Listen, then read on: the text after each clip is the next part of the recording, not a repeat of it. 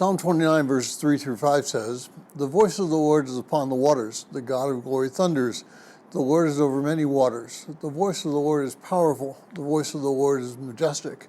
The voice of the Lord breaks the cedars. Yes, breaks to pieces the cedars of Lebanon."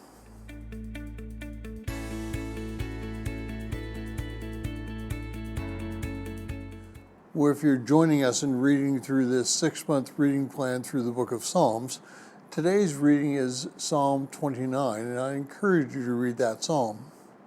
Well, as we read this psalm, we can't help but be struck by the number of times David mentions the voice of the Lord. And I think it's important to understand exactly the theology that David is laying out for us. Genesis opens up in the first chapter with God speaking the word into and the world into existence. Now, when Jesus announced who he was in Luke 4:18 by quoting Isaiah 61:1, he was using the spoken word to announce his ministry. When the prophets received their revelation from God, many times it was through the spoken word. And even when Moses was on the mountain receiving the law, it was by the spoken word that was given to him as he wrote things down.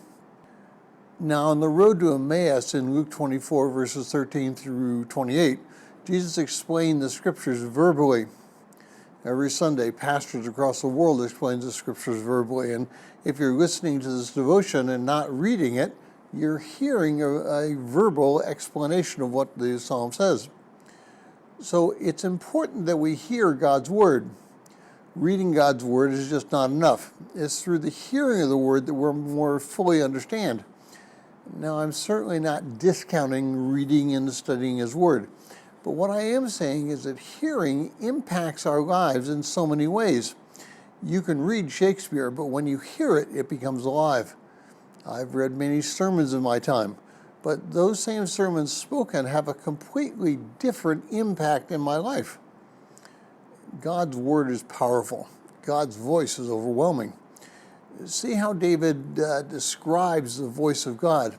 In verse 4, he calls it powerful and majestic. And in verse 5, he says that it is his voice that breaks the cedars of Lebanon. In verse 7, he says that the voice of the Lord put out the flames of fire and shakes the wilderness. But verse 9 is the most explosive. David ascribes 3 effects to the voice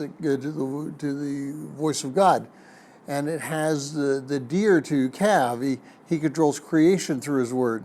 He strips the forest bare. He judges by his word.